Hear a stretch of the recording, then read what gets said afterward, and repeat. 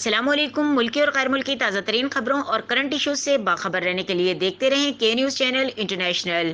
رخ کریں گے حیدرآباد کا، جہاں سے رپورٹ کر رہے ہیں ہمارے نمائندے خاور جعفری۔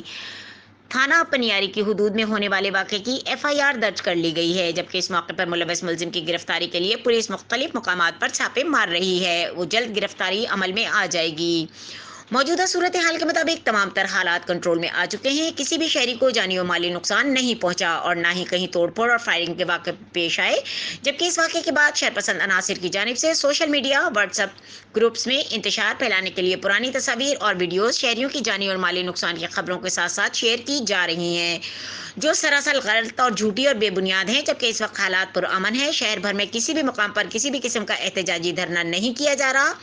حیدرآباد کی عوام پرامن ہے، جنہوں نے پولیس اور انتظامیہ کے ساتھ بھرپور اعتماد کا اظہار کیا۔ تمام تر حالات کو کنٹرول کرنے میں پولیس اور انتظامیہ کے ساتھ تمام مکاتب فکر کے علماء